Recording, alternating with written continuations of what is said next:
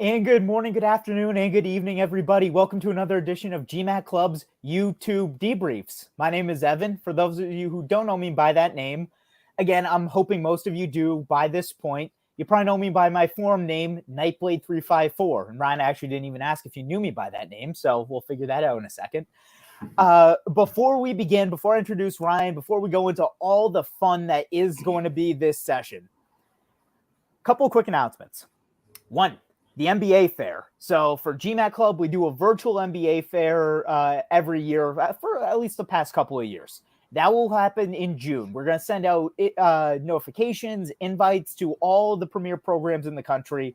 We have most of the top 25 and I believe most of the top 50 attending. So if you have your eyes set on maybe UVA, which Ryan is going to and is a personal favorite of mine, if you have your eyes on Michigan Ross, if you have your eyes on Tuck, HBS, Columbia CBS, great opportunity for you to attend those and meet some of the adcoms and maybe ask a question or two.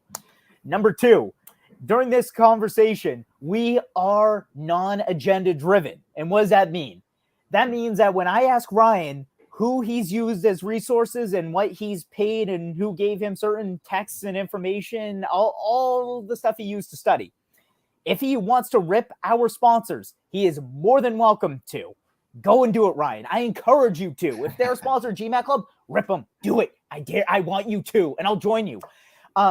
Because we on this chat want to make sure that you are getting everything out of this possible. And that is an unbiased, straightforward experience, something that you can actually take to heart without worrying about whether it was paid for. And we're not paying Ryan, which is kind of a ripoff, but nonetheless. And very last, for my announcements, then I can introduce Ryan. Questions can be asked in the general chat over to the right here. I can't see them. I believe Ryan can see them as well. Questions will be answered at the end of this session. If you put them into the stream, the YouTube chat over here on the side column. If you want to join us for a live question, in fact, Ryan, I probably should have asked you, are you okay if people join us live for questions where we have them come on here and they can actually talk to you? Yeah, sure. Awesome. Sounds great. I will post a link to this setup. You will then be able to be brought on live by me to ask your question with Ryan.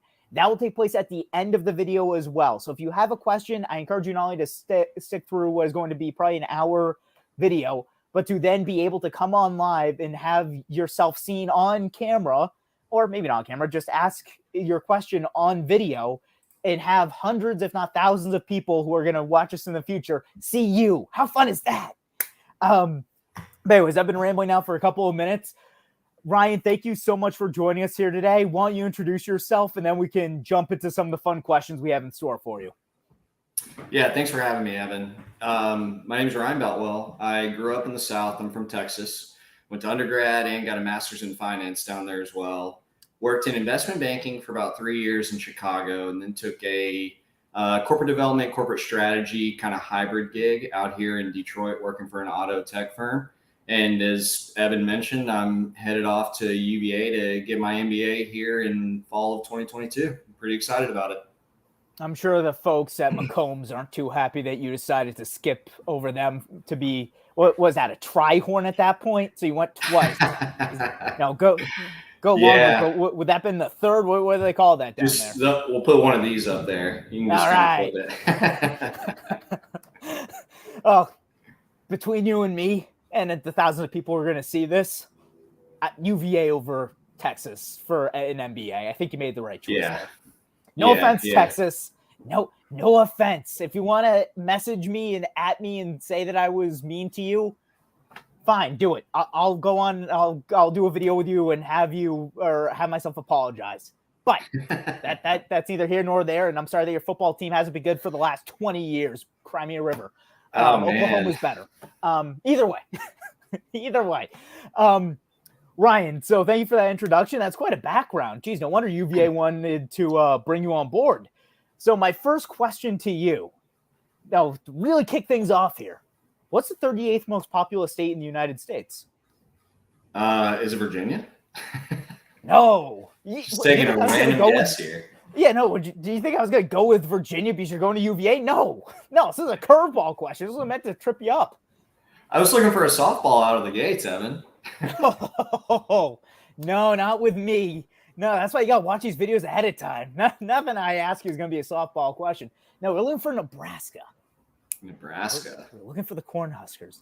But now that we've gotten the first question out of the way, and that was probably the most difficult one, Ryan, I want to start by asking you, what made you decide to take the GMAT? And once you decided to take it, what was the first thing you did once you said, you know what, this is the path I got to take. Let's go with it.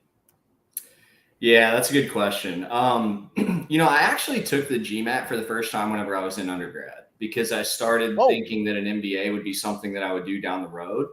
Okay. And everybody said, get it out of the way now. And I did absolutely horrible. I would argue with that advice. Do not take it as early as you can. Try and delay that.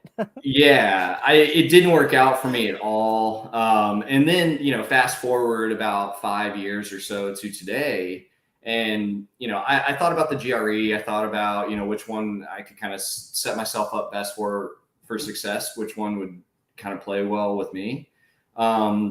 It seemed like the GMAT was kind of the industry standard for MBA programs. I want to transition into consulting. It seems like it's kind of heavily leveraged in that industry as well. So it just kind of made a lot of sense. Okay, so you actually did weigh other options. This wasn't, I'm going to blindly go into the GMAT because I think it's what business schools want. You actually looked into other items. Yeah. And I get, so you chose GMAT because it's the quote unquote industry standard.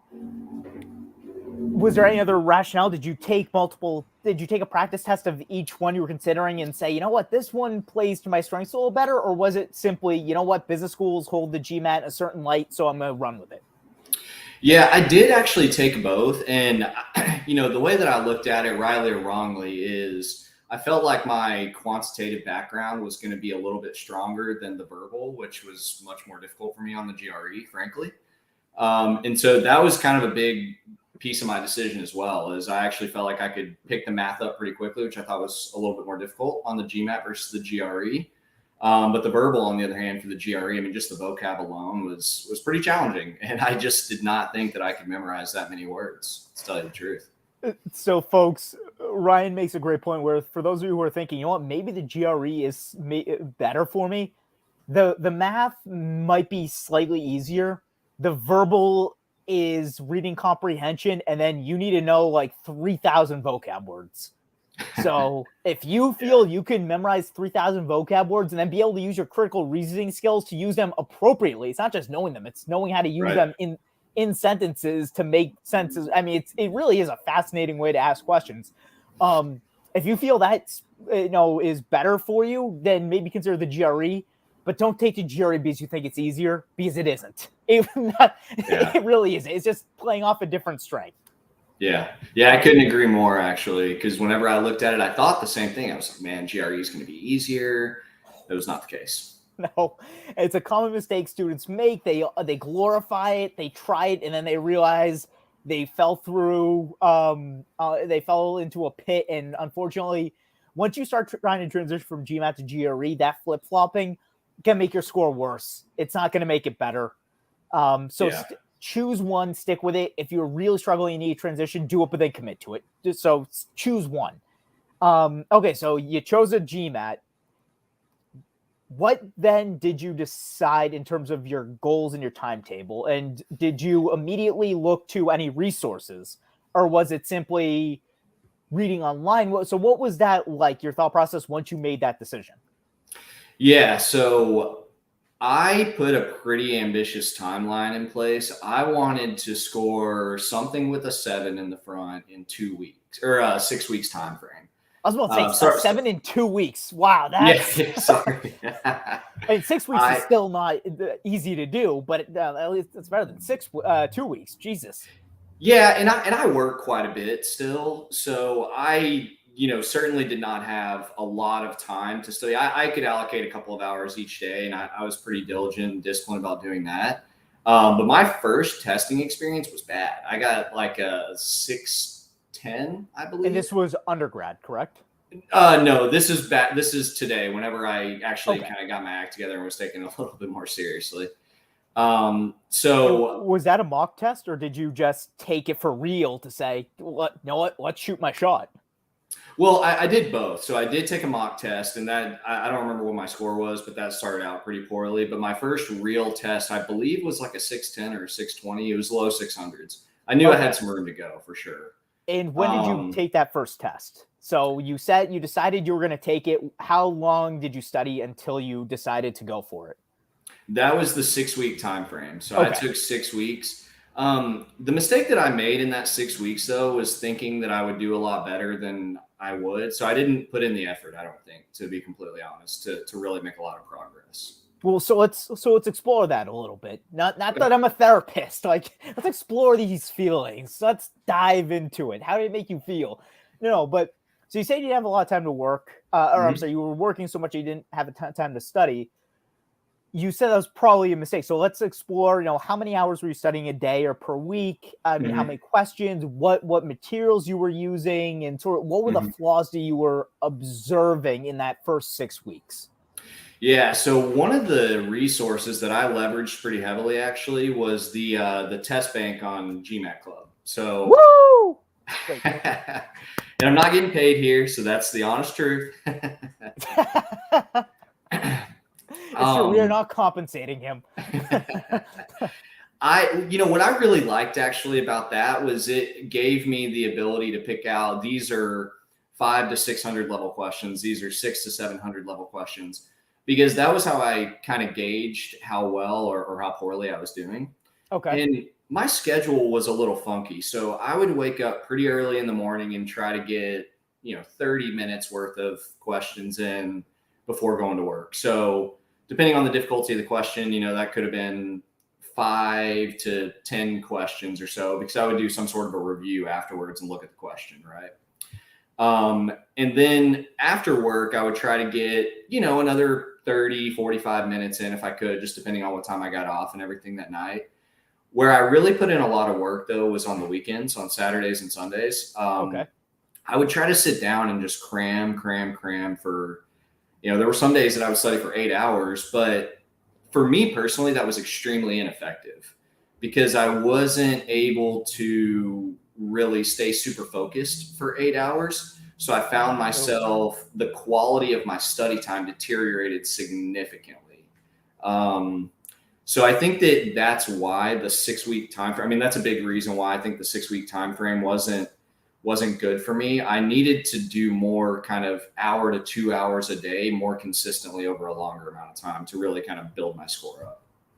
Well, so let me ask. So when you were studying for those 6-8 hours on the weekends, you said you were doing questions during the week. What was that studying? Was it doing questions and reviewing them? Was it trying to go through guides on GMAT Club? What was that studying like? Because that's a lot of time to commit to something.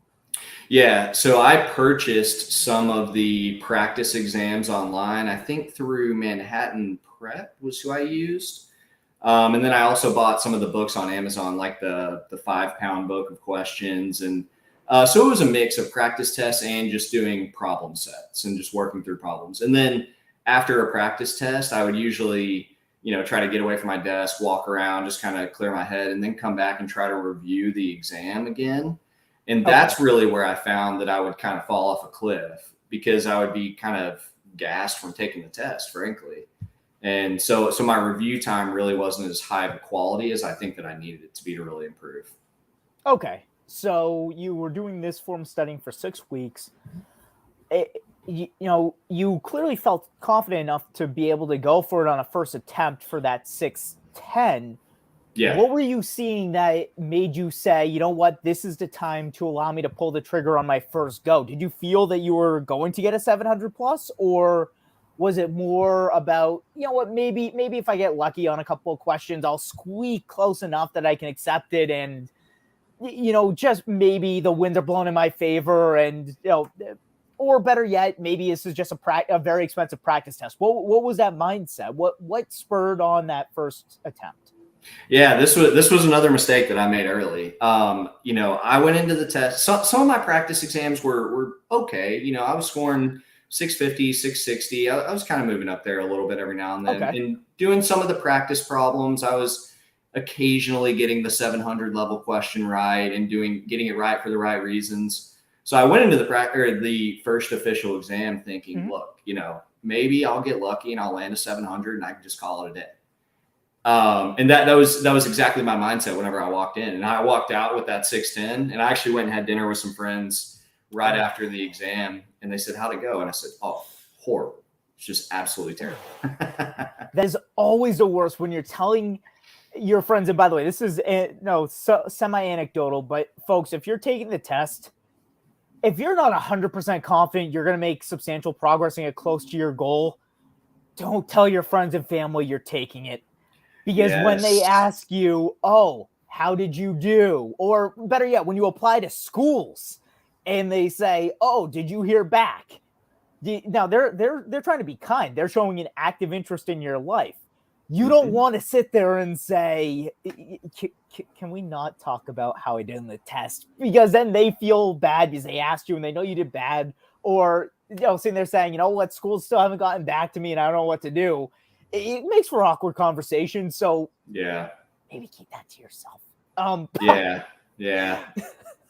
echo that sentiment completely. I was in a fortunate situation where my boss at work and my team knew that I was doing all this. Oh. And so they were like, how'd it go, man? Texting me, and I just didn't even want to respond. It's just kind of an awkward feeling. So I want to follow up actually on that, but I want to actually take a quick step back. When you were studying, again, this is the first go round, I actually want to hit on two things I should have hit on. And see, this is my fault. See, folks, if you believe I'm going off a script here, and if you believe that I know everything about Ryan's story, no, the answer is no and no on both. No on the script, because then, come on, this is completely off the cuff. I hope all of you understand that. This is years of experience coming to the forefront here by allowing me to do this. Because again, we have no agenda. But on the other side of it, I don't read Ryan's review or draft, or however we want to describe it, his experience, because I want to be as dumb as everybody else reading this for the first time or watching it for the first time. I don't want to know what he did. I want to be educated as I'm sitting here. So Ryan, that's on me. Two things I want to hit on. One would be, how were you reviewing questions in that first 6 months time frame? You said you would take the practice test and then you were just sort of like, what, I'm done. I'm so burnt, I can't do this. And also, what was the split between your quant and your verbal practice? But you said your quant was stronger than your verbal. Does that mean you were focusing more on verbal, or was your goal more to strengthen quant first and then try and get to verbal thereafter? Yeah.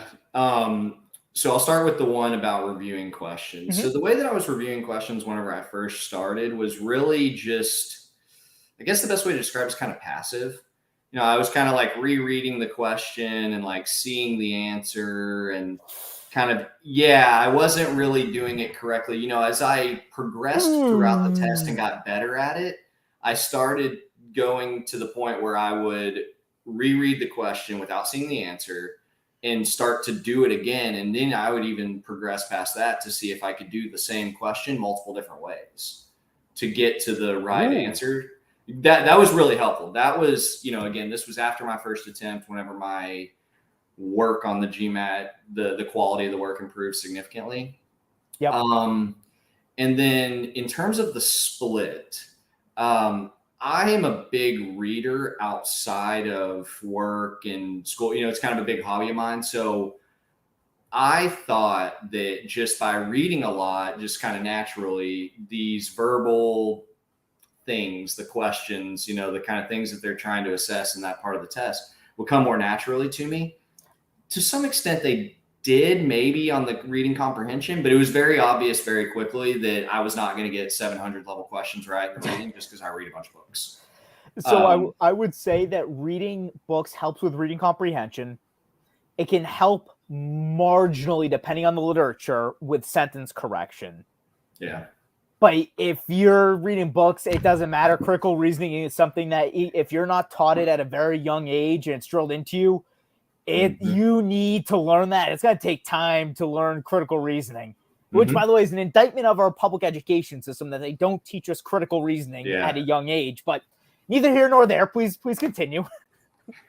No, I think you hit the nail on the head. I I definitely leaned heavy into the quant, especially is it data sufficiency where you pick between the two? Yeah. And So yeah. problem solving PS is where you actually get, like X plus Y equals 18, and then you actually have to solve it out and get A, B, C, D, or E. Mhm. Data sufficiency is, are they, is A sufficient, B sufficient, neither, both, Right. separate, like, so yeah, stuff like that.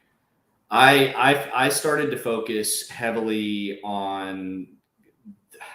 I say that I focused heavily on that question structure, but really, Okay. whenever I got into the parts of my study when I think I was doing things right, I stopped focusing on question structure and instead focused on algebra, geometry, the individual kind of breakups of everything, and really kind of, I mean, that's just what worked for me is I had to get really deep into the subject matter because I Of could figure course. out the questions. Once I got the structure, it was fine. But so that was kind of my progression. But I definitely started out very heavy on the quant side and not doing as much on the verbal side.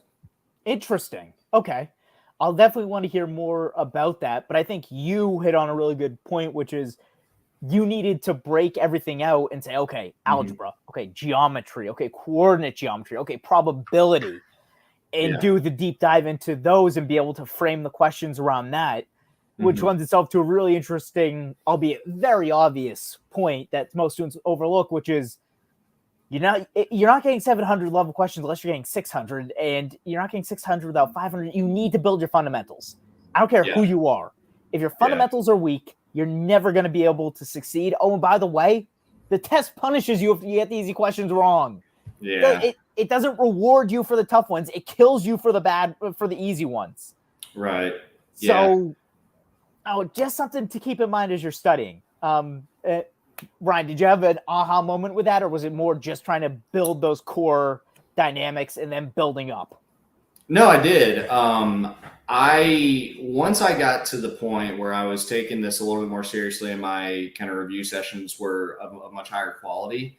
What I started to pick out was I would get 2 or 3 questions on a test that were in the 500 level wrong, and I would go check those, and I would look at it and think, why did I get this wrong?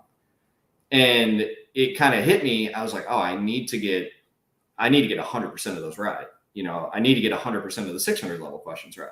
I probably need to get 60+% of the 700 level questions right. And so as soon as I thought about it like that, I said, oh, I mean, it's like a pyramid, right? Build your foundation, work up.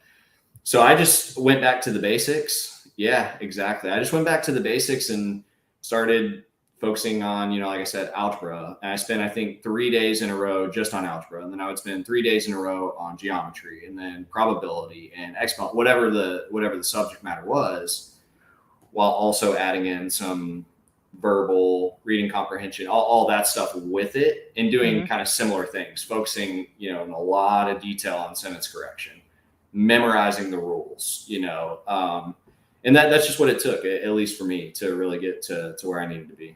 All right, so yeah, now I want to transition to, you got that 610, you had your dinner with your friends, they asked you about it. We're now at a point where maybe you were feeling down, or actually undoubtedly you're probably feeling upset, and you're like, dang it, she's bleeping, bleep. Yeah. What did you do in that moment? Because I have to imagine, you either went one of two directions where you were like, okay, screw it, I'm gonna dedicate even more time, I'm gonna refine it, I'm gonna figure out what went wrong, I'm gonna push through, or you hit a wall where you said, what am I gonna do? I'm lost. How did you feel in that moment? Yeah. I just took a break, to tell you the truth. I mean, Okay. I took a week off. I just kind of relaxed. I knew that I wasn't giving up. I mean, I looked at kind of my overall profile, and I knew that I could get into the schools that I wanted. I just needed that GMAT score. That was literally all I needed. That's always the And worst feeling in the world, though, to know that you yeah, have everything but the test. yep. And it was, it was. I mean, it was, as I was talking to family and friends who had not pursued an MBA, they were like, why is this such a big deal? And I was like, it's like a monkey sitting on my back, I got to get it off. So I took a week off, just didn't study, just kind of did my own thing, worked out a little bit, kind of cleared my head, just got some rest, and then, just completely re-geared my study sessions and kind of the way that I was thinking about it the following week, getting started on that Monday. Okay. So you took the time, you sort of internalized a little bit, try and reset. Yep. What did you take? How many more times did you take the test after you got the 610? Was it one more time that got you over the 700 hump, or was it multiple times? I want to make sure I understand where I need to take this conversation. Yeah. No, so I ended up taking it a total of 3 times. Okay. Yeah, 3 times, including the 610. Before I got excluding undergrad. Yeah, excluding undergrad. Yeah.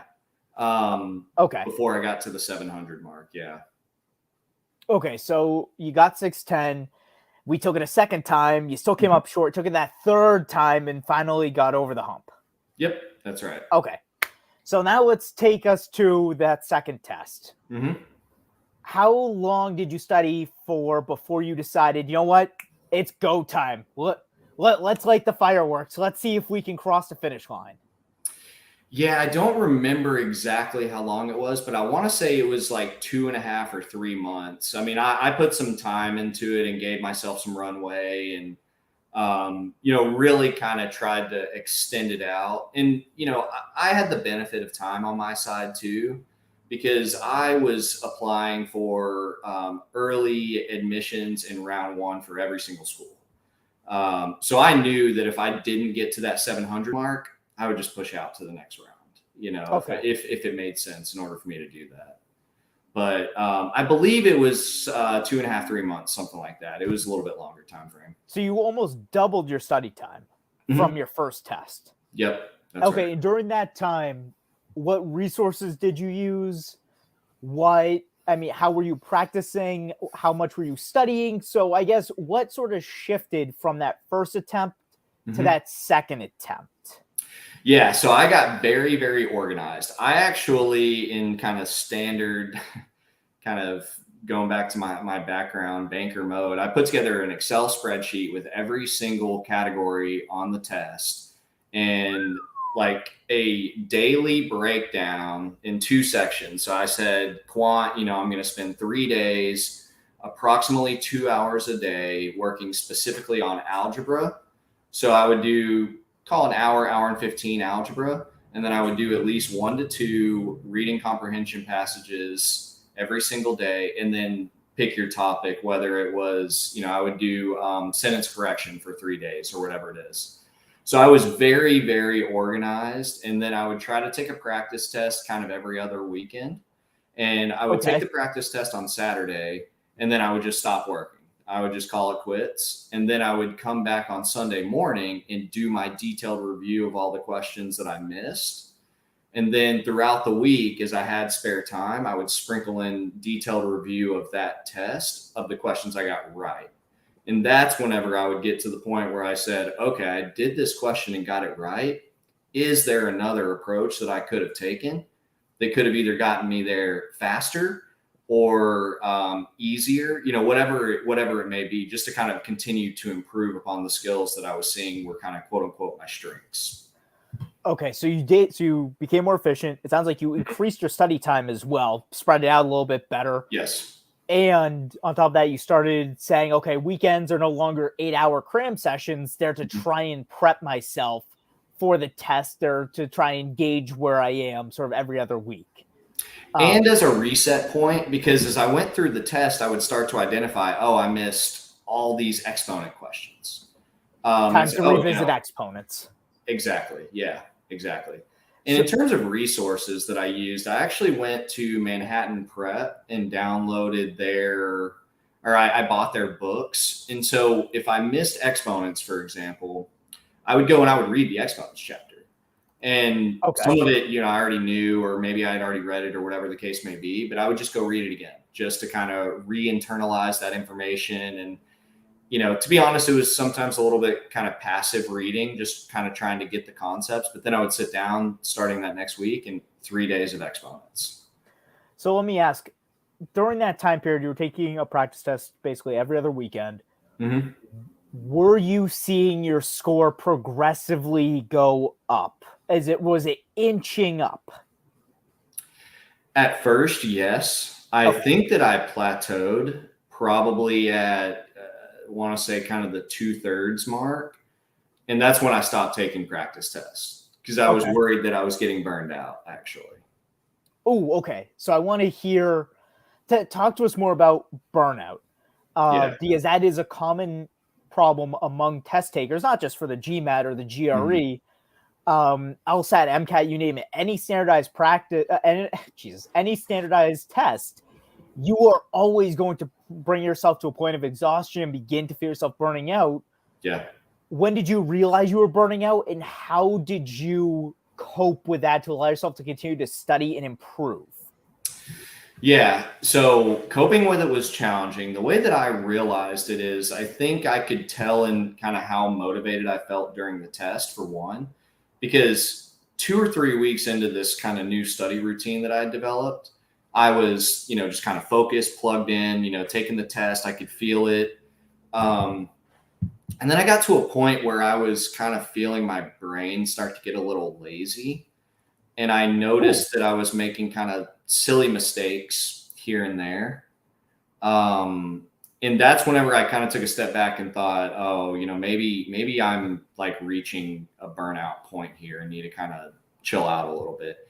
And I was roughly a month or maybe 3 weeks or so out from the test at that point too. So I naturally thought, I've probably learned most of what I'm going to know going into the test. It's probably time for me to kind of reset my brain so I can go into the test fresh. All right. And to follow up on that, so how did you chill out? How did you begin to relax? Was it making sure you were watching maybe an episode or two of your favorite show every night? Was it reading a little more? Or was it simply just practicing a little less and maybe focusing on work? Although I can't imagine that helped chill you out. So, well, how were you trying to help sort of reset your brain? Yeah, so I'm a little bit of a runner, and so I started running a little bit more, and just not taking the full test. Honestly, I mean, sitting down and studying was not fun, but it wasn't kind of like focused for 3-4 hours the same way you would if you're taking a practice test. So I'd get to the point where I was doing 30 minutes of, very focused, diligent study, and then 20 minutes of just kind of cleaning up my place, maybe go get my car washed, just kind of taking my mind off things for a little bit, and then come back and do another 30 minutes and just kind of trying to break it up and just kind of make it less stressful on myself. Okay. Well, that does work. I mean, exercise is key. Yeah. For anyone who's watching this, exercise is the best thing to do when you're stressed. It's also very therapeutic if you're feeling just overworked. Ryan is a runner. I don't know if he do you do free weights? I mean, do you hit the bench at all? Yeah, so I also do CrossFit outside of this too. So I picked all this up during the GMAT, actually, not the running, but I picked up CrossFit just because I was trying to work out as much as I could just to kind of get my mind off things, to tell you the truth. What do you bench, bro? Not enough. Well, let's let our audience decide that. I mean, what do you bench there, buddy? Come on. I don't know. I think the last time I did it, probably 250 or 260, somewhere around that range, I think. It's respectable. Hope so. Like to get it a little higher. If I wasn't studying for the GMAT, it probably would be higher. I mean, it's not me, but it's respectable. I mean, come on, to get these guns, I mean, you gotta be big. I just went unprofessional. For any schools who are watching this, I'm sorry. We want to have fun on these shows. That's the point. So please don't take that as this is an indication of how I actually present in a professional capacity. Please, I beg you.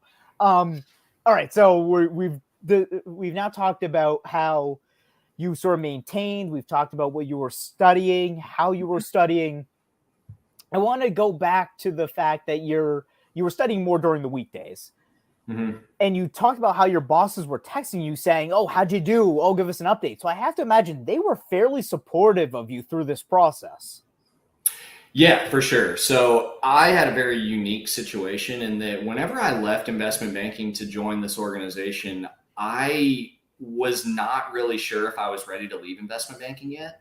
I Okay. knew I wanted to get an MBA, but I thought, maybe I could just promote to associate and do that for a couple of years, then go get an MBA, maybe. Um, and so whenever I joined the organization, I told them that I would basically be here for 2 years. And the reason being because I want to go get an MBA in 2 years. And so they knew well in advance and they were very supportive. They obviously expected me to keep up all the job responsibilities, but they were Right. they were very helpful throughout this whole process. Man, I need to talk to you about changing jobs because my office had the completely opposite reaction to that.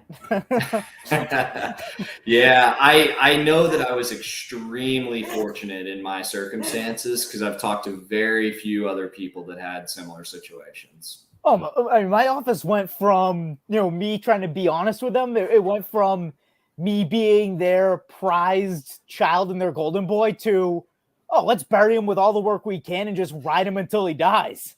Yeah. Well, if he's not going to be here, we don't need to treat him well. Yeah. I mean, I tell people all the time, I'm like, look, do it more efficiently than I did because I just had like a weird situation that's not common. No, it isn't. Again, I'm quite envious. My boss, when he, not to make this about me, but my boss, when he wrote my letter of recommendation when I was applying to schools, said something like, I mean, he made it sound like the company would fall apart if I wasn't there. He wasn't lying. They had given me so much work because they wanted to ride me until I quit that was a legitimate truth. That wasn't a stretch.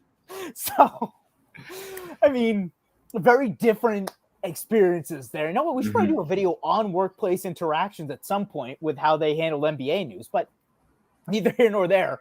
Let's press on with, you've got support, you've got more study time, you're exercising more, everything's going well here. Yep. What was that second test score? So how much was that leap, or did you want, I can't imagine you went in the opposite direction here, but what was the second attempt score? 650. And that was 40 points. Yeah, that was a little bit surprising to me because I was scoring 700 to kind of 730 on my practice exams with some level of consistency. So I was a little taken aback by that one, actually. Still don't really know what happened, to tell you the truth, but that one caught me off guard. That's going to be my next question. Where do you think you went wrong? But if you don't know, then I guess it's a moot point. But I will ask, was it sort of the verbal or was it the quant that was holding you back based on the split? I don't remember the exact split, but I distinctly remember that it was actually the quant that held me back, which again was very surprising. Yeah. So, in my kind of just attempt to rationalize all this and kind of justify the score a little bit, I concluded that I was just burned out and it was just kind of a bad day kind of thing. Is that truly what happened? I'll never know. But my quant was, I actually scored the highest verbal score that I had ever gotten on that particular day. Yeah, and I did not, I never scored that again. I wish I could remember the exact scores. It's okay. But quant was down, and that really caught me off guard. Interesting. And this, again, lends itself to a different conversation where I have a lot of friends who are in this world. Obviously, I've been a part of GMAT Club for, I think, over 5 years, or coming up on 5 years. And so you make a lot of connections, a lot of friends.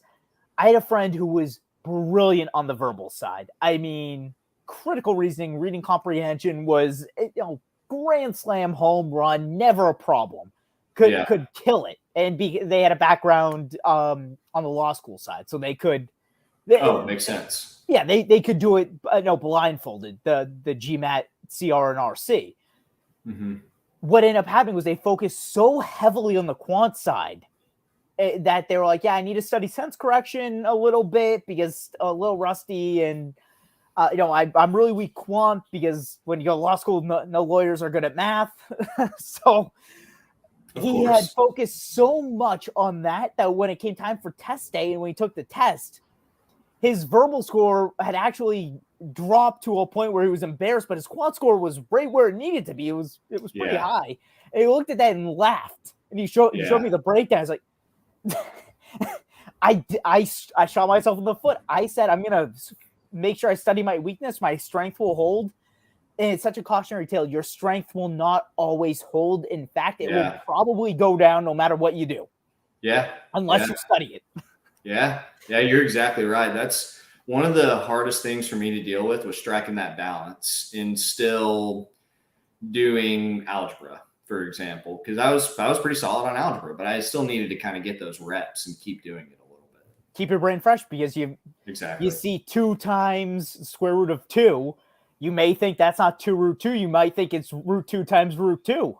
Yeah. Because your brain just doesn't remember how to do that basic arithmetic anymore. Yep. And those little bitty errors like that can take your test from a 700 to a 670 if you miss a one easy question, or even lower. Oh, and it is. That's an easy thing. You should know 2 times root 2 is 2 root 2. If you mistake that, the test is going to kill you for it. Yes. Oh, it's going to hurt you. All right, so we got a 610. We got a 650. Yep. Tell me what you felt in that moment. Did you say, okay, a 650 is enough? Well, clearly you didn't say that, but were you thinking, okay, I think I know what I can do to help break through that ceiling? Or was it more of, I need to take some time to just reevaluate here because clearly I'm doing something wrong? Or maybe you looked at it and said, I got 40 points. I need another 50. Let's continue to try and do this same method. What was the mindset? Yeah, I mean, I was definitely a little discouraged. And I started reading blogs and just going down rabbit holes, of all these people that got a 550 and then ultimately landed on a 750, and all these, I don't know, I call them kind of unicorn stories almost, like this like hockey stick effect type thing. And then frankly, I mean, I felt like my plan of attack was right. I felt like I was doing the right things. I felt like, I knew the content, but there were still areas that I could improve. And so I just kind of went back to doing what I was doing and just kept progressing forward. Okay, so that push forward mentality, that's how you got through that wall. Just saying, nope, I'm still committed to it. I know I'm going in the right direction, and I know what I'm doing is right. Yeah, exactly. And, thankfully for me, it worked out where that was the case. I got where I needed to be. But, I just went back and kept that same schedule up, 3 days on each section, a couple of reading comp a day, and then some verbal tagged on. Okay. And by the way, folks, I apologize if anyone can hear some noise coming through my headphones. Somebody's mowing a lawn outside, and I mean, you can see there's a window here. So, there is a lot of noise that can come through. So I sincerely apologize to those who are watching and hear some loud buzzing. It's a lawnmower. I hope it goes away. But either way, where do I want to go from here? Probably the question again that you may have been asking yourself. So let's see. We're on to our 3rd exam. Yeah. You kept on the same course. Mm-hmm. How long did you study from that 650 to breaking 700? What was that time frame? That was, I want to say it was about the same. I think I did another 2 months or so. It was a little bit less than 3. So it must have been about 2 months, 2.5 months. Is that right? That sounds right. I gave myself a pretty decent amount of time. And I did that because I didn't want to stress about it. And I kind of told myself, like, this is it. I'm getting it this time. I'm not kind of messing around anymore. And I frankly just kind of turned my weekends off at that point. I mean, my weekends were pretty turned off already to begin with, but I had just kind of accepted, like, there's no travel, there's no, there's probably not even any dinner plans coming up. I mean, I am here to get a 700 and move on with life.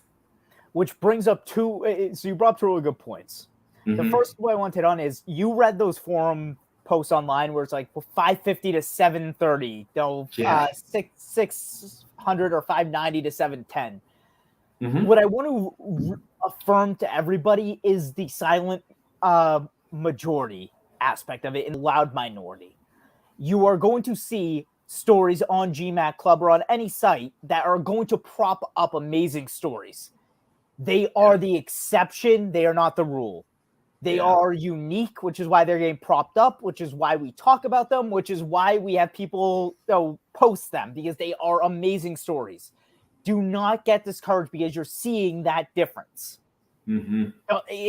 Not everyone's going to do that. I've had students on here who've gotten a 780 in like 2 weeks. Not everybody's like that. In fact, almost no one is like that. So take that with a grain of salt. Know that you can get there, but don't believe that, okay, no, this is just so ridiculous that, no, I can't do it, or this should be me and because everyone else is getting there. You will get there if you try, as Brian has shown us, which brings me to the second point. Sacrifice. You sacrifice dinners. You sacrifice basically a social life. I have to imagine you were working and studying, and that was pretty much it. Yep, that's it. And that's what you have to do on this test. That's what you have to do for it really is. Test. You have to sacrifice, unless you're Albert Einstein over there. You're going to have to sacrifice because you have to study more hours than most. You have to put in the hours to make sure that you achieve a 700 plus. And why? Yep. Because the 90th percentile and up is 700. Not only do you have to be smarter than the majority of people, you have to put in more time than 90% of everyone else to get in that. Like that's the difference. Everyone's trying hard. You have to be in that 90th percentile, meaning you have to take it up to that level. Good way to think about it. So, okay, so you sacrificed. You said your studying patterns didn't change, correct? Yeah, that's right. They didn't change. And to your point on that, actually, one of the things that I really started to think about going into the third test was I was wondering if I was like playing mind games with myself a little bit. Because I was clearly doing really well on the practice exams in a no stress environment. And then I go into the test. So I actually kind of took an approach of kind of thinking about like how I'm going into the test. Like how am I like thinking about this, and what I concluded is that I just needed to focus on the process, what I was doing every single day to get there, and just kind of stop worrying so much about the outcome.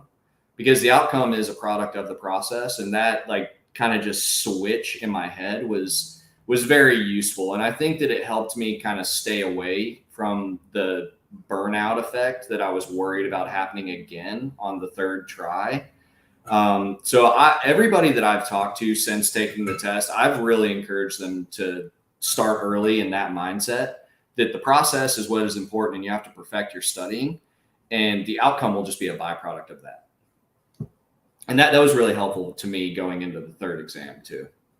Oh, the test is as much mental as it is physical. Yeah. And when people told me that too, I'm not generally like, a nervous person or an anxious person. And so when people told me that at the very beginning, I was like, maybe for some people, like not for me.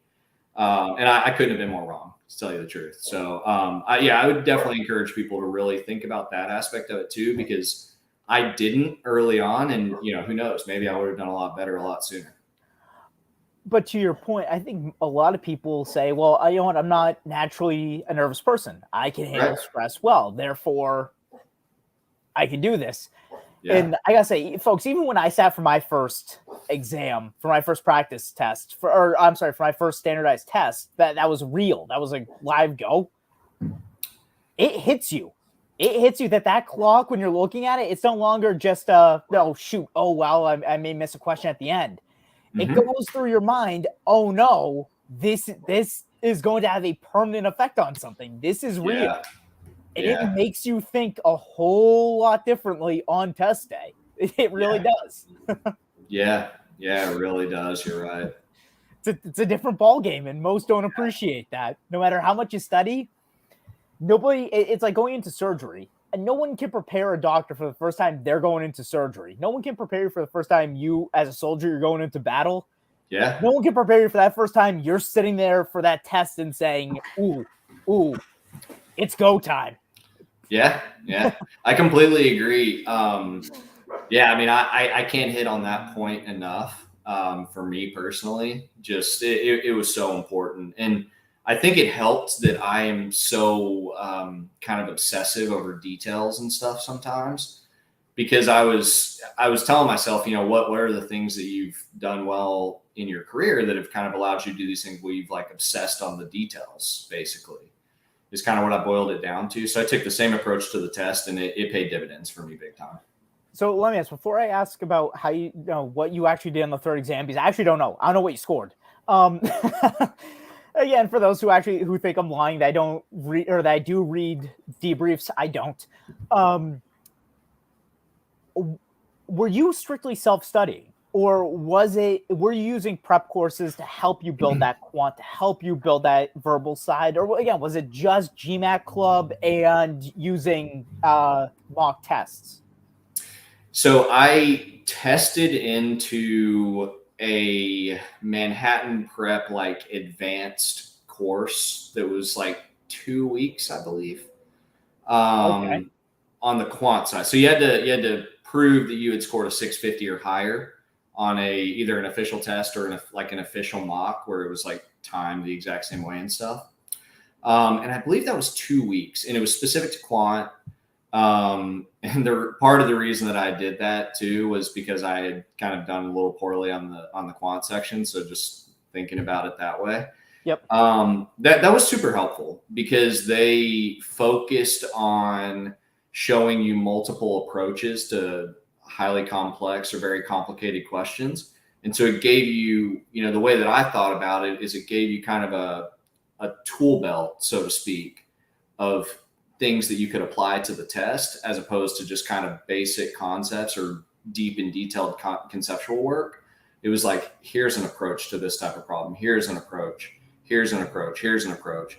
And so naturally you would learn those approaches and different problems would come up and I would go, oh, I've got an approach for that one, And so it did actually help me quite a bit whenever I was going through my study. Okay. So that was on the quant side. So it was self-prep until a certain point, and then you jacked it by getting into Manhattan Prep. What about the verbal side? Was there anything, or was it all just self-prep and learning from the mistakes? So what I did going into that third round, I guess, so to speak, I did purchase the LSAT Bible, I believe is what it was, because it had very, very complicated reading comprehension ones. Okay, so I was about to say which one. So their Power Score does GMAT Bibles, and they do LSAT Bibles. So, okay, so you did RC. Did you also do logical reasoning, or no? I did not do the logical reasoning. And by this point, for whatever reason, I was getting like 750 plus level questions basically in my sleep on the sentence correction. So I really got, that was, even though quant was kind of quote unquote my strength, sentence correction was the single most proficient area for me. And how did you get there? So a lot of our students are Indian. The majority of test takers, I believe maybe the demographics have changed slightly, are Indian. And they struggle, again, not to paint with a broad broad brush here, and not to be xenophobic or racist or whatever. So take that for what this is. But a lot of Indians tend to struggle, and most for internationals. So I know that the large Chinese populace does this as well. They struggle with verbal, but very specifically sentence correction. Yeah. How were you able to get to such a proficient level? Yeah. What'd you do? I didn't. That's the thing that's still kind of a little bit perplexing to me is I don't really know. I definitely think that to some extent, I think anyway, that kind of just the amount that I read outside of work and school and stuff is helpful. I would agree. But for me, it was just kind of memorizing the rules, to tell you the truth. And where did you learn those rules? It was all in the Manhattan Prep books that I bought. So so I was reading the sections, and they did a pretty good job of just outlining the rules in very basic form. And I was like, oh yeah, that makes sense, and can just kind of apply it to the SC problems. But so you bought the Manhattan series, correct, or was it just verbal? No, that's right. I bought kind of their whole packet that they have. Okay. Okay, and that was the self prep that you did to help get you Mhm. to your 650. Gotcha. Yep. And folks, those who are wondering, I'm not the base. Like again, I try and go with a variety of sources. I can't complain about MGMAT's sentence correction book or even their reading comp and logical reasoning books or critical reasoning books. They do a good job. A lot of our Mhm. moderators love their sentence correction books and swear by them. So okay, that makes sense. Now, Yeah. see, now Yeah. we're piecing things together here. Yeah. Sorry I wasn't clear about that early, but to be honest too about Manhattan Prep, I think that their books are fantastic. I think that if you want to get to that 700 plus level, I don't think that that is enough. I think that it is kind of more for that, 650, 680 kind of range, maybe. But I felt like I needed more to get over the hump. It just I, wasn't, there wasn't enough of that like advanced material. I couldn't agree more. From a Yeah. verbal side, I would say it's enough to get you to V37 ish, V40 ish if you're really, really, really good and you use GMAT Club and other resources. The quant is not enough to get you up to a Q50, in my Yeah. view, and it sounds like in your view as well. It's just there's not enough of that advanced materials. To your point, Mhm. there's not Yep. enough practice. There's not enough of that truly groundbreaking stuff to get you to that point. Yeah. So take that And with a that grain of was salt. and that was one of the reasons that I enrolled in that advanced class, because I felt like I was at the point where I was kind of crushing all the quant that they had. And I had the 5 pound book of questions that I mentioned earlier, and it gives you some indication of how difficult the questions are. But I was still kind of like, these GMAT club questions in the bank that I'm doing feel a lot harder than the ones that you say are 700 to 800 level. And so that gave me some hesitation. And that's when I ultimately enrolled in the advanced quant section too. And then we got to test day. So the only thing that really changed was you went advanced, but you maintained your standards. Mm-hmm. You get to test day. You're feeling good. You're in the zone. You're going Muhammad Ali. You're boxing in the mirror a little bit. You're feeling strong. You're feeling good. How'd you do? How'd you do on that test day? 700, and I was finished. Got the 700. You got right to the line. And it was kind of weird too, because I saw, because they give you the score right there, and I saw it, and I just kind of had this like weight, and I was like, oh, I got it. But then I got home, and so Darden's average GMAT score, and Darden was one of my kind of target schools. It's like a 710, right? Or Yeah, maybe even yeah. I think it was it was a 710 or a 720, and so I kind of sat there for a second. I thought, do I have to take this thing again? And I was like, rightly or wrongly, I rationalized it by saying that, my background is very quant heavy and kind of shows some of the things that they're looking for. And I was like, you know what? No, I'm not taking it anymore. I'm finished. Okay. So now you got the test, and obviously you got into UVA.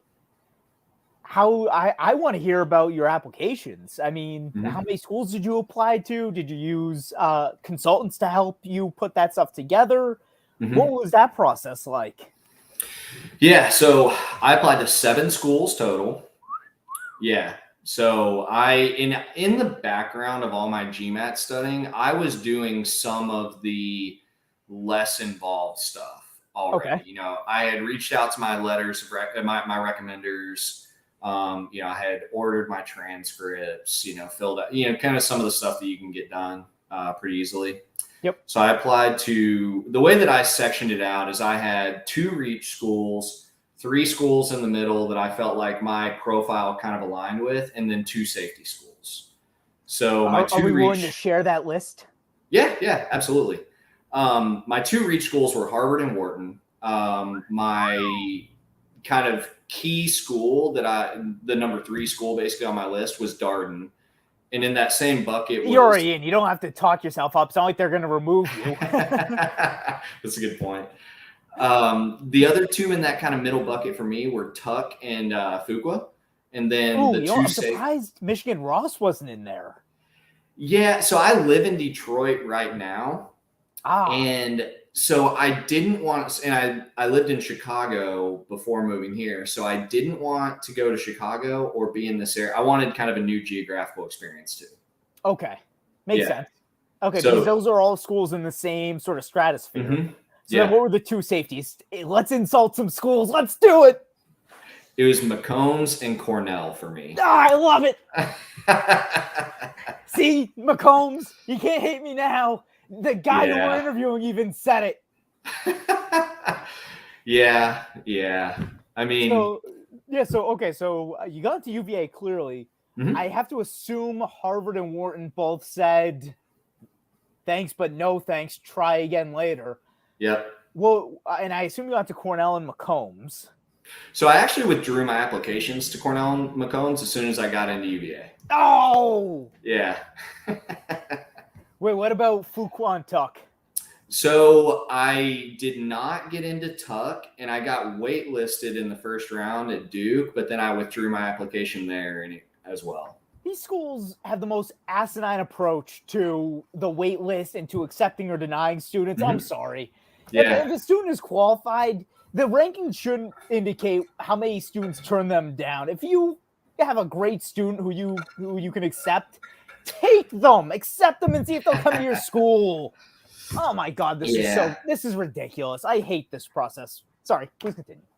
Well, I mean, for me, so I got interviews at all three of those middle ones, and the interviews gave me a very good indication of culture. And I think that ultimately I landed at the right school of those three. You won't hear a complaint out of me. Of all those schools, I mean, Harvard would be my number one choice, but that's because I'm in the New England area. I'm in the Massachusetts area. Yeah. So, like, when you're born and raised in Massachusetts, it's kind of like Harvard and MIT are always that gemstone that you're always trying to get to. Yeah. But short of that, UVA over those other schools, and I don't think it's close. Once you get beyond UVA, I mean, Duke and Tuck and Cornell are obviously fantastic programs that you should go to. Okay, so you got UVA round one. I assume you went early action. They said yes. You were like, okay, done. Hands up in the air, like you just don't care. So you had a lot of success there. What was the essay writing process like? What did you find it difficult? Did you find that you were getting in touch with your inner self and discovering a part of you that was there all along? I mean, and to just follow up on that, did you feel that Darden was probably the closest fit to what you felt was best culturally for you? Yes. Definitely the best cultural fit for me. So, I grew up in Texas, so I did not want to go back to the South, but whenever Everything's on the line, buddy. And that's what I kind of found out was I went to visit campus, and that was my first time ever being in that kind of true South, the southeastern area of the U.S. I just haven't spent any time over there, and I immediately fell in love with it. I love the case study method. For me, I have an accounting undergrad and a master's in finance, worked in banking. Like I have a lot of kind of traditional finance and accounting exposure. So the case study method was very attractive to me because I mean, I there's certainly more that I can learn out of a textbook, but I have a lot of kind of already textbook knowledge. So the case study method in my mind is where anybody can learn. I can learn from a basic accounting class if it's taught on the case study method, at least in my opinion. So that was one his essay right now. He's literally just reading it off in his mind when he wrote. Well, the essay was pretty interesting because I looked at my background too. I thought, man, I'm very kind of, there's going to be 15,000 other versions of me applying. So how do I kind of differentiate myself? And that was the most challenging part, I think, about the essay is, I'm not going to be one of those people that tries to say that I come from like a disadvantaged situation from being in investment banking, but I knew that I had to present something different. to really kind of stand out. So that's what I tried to focus on in my essay. So you wrote these by yourself. You didn't have any outside help. No, I'm sorry. I did hire an MBA consultant to help me on the Darden essays and which you got yeah, into. Yeah, that was huge. And I also spoke to several alums, ran all of my essays by the different alums that I talked to. I mean, I put a lot of effort into the UVA into all of my essays, but UVA in particular was one that I really, really focused on because I knew that I really wanted to get in there. And I also knew that Harvard and Wharton, I would love to go to Harvard and Wharton, but I also knew that the statistics were not necessarily in my favor, even Better just off based on my without them. scores. Yeah, I mean, too nice of a guy to be in Harvard. They're too elitist. I mean, if I'm telling you the truth, Harvard and Wharton were definitely 1-2 for sure. But, UVA just kind of felt right to me as soon as I stepped on campus. I loved it. I can't wait to get out there. It's beautiful. Feels right for a lot of students. Yeah. If you don't mind me asking again, so if you had a good experience, you can give the consultant a shout out if you want to. If you don't want to, that's fine. Yeah. Scott Edinburgh at a personal MBA coach. He was fantastic. PMC. He was fantastic. Yeah. Okay. So I will say that I think Scott and I worked really well together because I think that we have a similar personality, kind of high intensity. I can't speak for others, but I talked to other people who don't like kind of the high intensity nature. For me, it was awesome though. He was super diligent, very detailed, helped me stay on track. Was not afraid to tell me whenever things sucked. And I loved that personally. It really helped make everything that I put into the package better. And I can't recommend him highly enough. That's awesome. I'm so happy for you. And it sounds like it did pay off where you got into the school. You got into the school that you wanted to get into. That's going to probably make the most impact on your career. Folks that are asking questions, I will get to them momentarily. Ryan, before we do go to those questions, I want to ask, is there anything that we didn't touch on that you wanted to touch on? I know you wanted me to ask you about what you learned throughout this process or your biggest takeaways. The floor is yours to give to our students about that or anything else we didn't hit on. I mean, please go for it. Yeah, I'll just say that whenever I first started this process, I thought that it was super cheesy when everybody was saying, you've got to do all this introspection and you've got to understand kind of what drives you and stuff. But going through the process for me was extremely helpful and just kind of understanding what I want to be when I grow up, basically. Because that's why you're going to the MBA, right? I mean, you go to undergrad when you're young, you get your first job, 2 jobs, whatever it may be. But, hopefully you come out of the MBA, you're, late 20s, early 30s by this point. You're doing something that you like doing, that you've kind of chosen with, some detailed information to kind of back up that choice. And I use this whole process to think about stuff like that. And it helped with my essays. It helped with my short answer questions. It helped with my interviews, helped with my school selection. It all kind of rounded itself out in a holistic manner. And I thought that was very important. I also learned a lot about time management studying for the GMAT. Ooh, and business schools love to hear that. Yeah, I had to kind of put that plug in too, just because it's so important. Oh, it is. Time management. When you get your MBA, you need to have time management. You're going to get screwed. Yeah. So you need a balance. That is an excellent point. And the test is supposed to kind of teach you that to a certain extent. So great that you had the introspection. I mean, what did you discover about yourself? Because when I do introspections, I discover that there's a little ballerina inside me. I mean, it just wants to come out and party. I'm a dancer. I want to dance. Issue being that I can't. I have 2 left feet. So the ballerina just has to stay cooped up inside me. What did you discover about yourself in this process? So I discovered that transitioning into consulting is probably right for me. And the reason that I say that, because, leaving investment banking, I did private equity interviews, I did corporate development interviews. I was talking about promoting to associate, I had all this stuff going on in my head.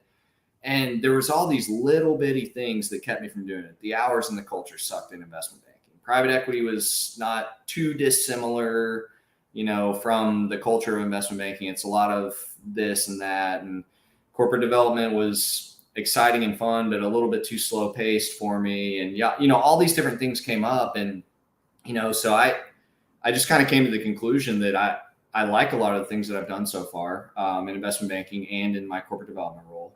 A lot of the things that overlap a lot of the things that I really, really like about my current job overlap in consulting jobs. I like kind of the demands of consulting that I expect. They're lower than investment banking, but they're still kind of higher than I was about to say, not by much.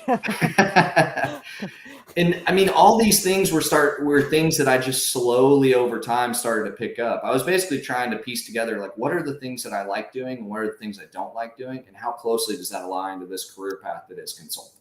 He doesn't and like so that's being kind of what I'm overlooked. hoping to get out of. That's what he came up with. A glutton for punishment, maybe. Well, that's awesome. I'm glad you were able to find, yourself. I'm surprised no one's made a movie about that. Finding your true self, a GMAT story. Disney should pick that up. If Disney makes that, I'm saying it here. You guys owe me. That's copyrighted, patented. So I gotta get something out of this. But either way, I'm glad you had a successful journey. I'm glad that you were able to get where you wanted to be. Nothing feels better in the world than knowing you're going to where you want to be. It's the most fulfilling thing in the world. I'm going to kick it off to some questions early here, and then we can see what we have left. This one's from Anime Gamers. I love when people just put random names here. Hi, guys. I have a question. Do we need to take more mock tests or sectional tests to make sure where I am standing, stay home, buffer? I've never seen that before. All right. I'm going to interpret that question as asking, do you need to take a lot of mock tests to make sure that you're in good standing? I mean, Ryan, do you want to answer this first? Yeah. So I think that mock tests are good to kind of understand where you're at, but I personally don't think that that's where you learn. I think you learn in the practice and then the review of the mock tests afterwards. That's my opinion. Couldn't agree more. Unlike what we've learned in school, where you take tests and practice tests to make yourself better and more efficient and proficient, it's about the material you're studying. You're not going to improve taking a practice test. What the practice test is meant to do is to show you where you are as a benchmark and build your endurance for the real exam. Those are the only two things. If you're taking a practice test every other day or every 3 days, you're going to burn yourself out and you're not going to get enough out of them. So please use those sparingly and for their intended purpose. I beg you. All right. MTS, I got one question. Well, that's good because we're going to answer it. Maybe I've missed it before. For RC, did you use PowerScore or LSAT? I used the LSAT Bible for the reading comprehension, which is PowerScore. Okay, yeah, that's right. Admittedly, I threw those books away. Yes, I did use the LSAT study materials through PowerScore for the reading comprehension, and I thought that it was different. There was like a lot more questions per reading comp, and some of them were a lot longer. But it really helped me because I felt like once I got to the GMAT questions, they were a lot easier. So to add on to that, Ryan, I am a huge proponent of using the LSAT for your studies. GMAT Club has, I think, over 2,000 of the LSAT CR questions. We have a couple hundred of the RC questions. Use them. Because if you can do those, to Ryan's point, it's like the GMAT on steroids. You are going to do well if you can do those well. Go for them. Yep. Please. Let's see here. How difficult is it to cope with the case method if you're not from a traditional business school background? I don't know if you can answer this, Ryan. So interestingly enough, I did a summer of my senior year, I believe, before I started the 1-year master in finance. I did a pre-MBA program at Booth where we just did strictly case study stuff through an accounting, finance, and marketing class. There was 50 or so people in the class, and some had business backgrounds, some had very different backgrounds. And the students with very different backgrounds leaned very heavily on the students with business backgrounds to get them to teach them the fundamentals. So for example, we had an accounting class, and the students that had art history or even engineering backgrounds were perfectly capable and smart enough to understand the accounting, but they didn't know the conceptual framework behind the cases. So a lot of times what I would do, and some of the other students would also do these same things with business backgrounds, I would teach them the debits and credits of accounting, basically. It was definitely not fun, but in my interactions with them, and it's just kind of speaking, kind of tangentially of what they mentioned to me, it seemed like they definitely struggled a little bit, but they were still able to learn a lot. I think the case method is extremely valuable to everybody. Just everybody's going to learn something a little bit different. I agree. Case study is invaluable. And by the way, Virginia mixes in a pretty good split between that and experiential learning. So they try and marry the two to a point where it's not like Harvard, where it's strictly case study and this is how you're going to learn. Which is, again, probably, maybe I would take UVA over Harvard. Now I'm saying that out loud. But either way, folks, by the way, this link right here that I've had up for a couple of minutes, if you want to come on and ask Ryan or myself a question live, this is how you do it. Just put that link into a browser. It'll bring you into here, and I will bring you on to ask your question. So I'm sorry I didn't post that earlier. That's on me getting caught up in the moment. So I apologize.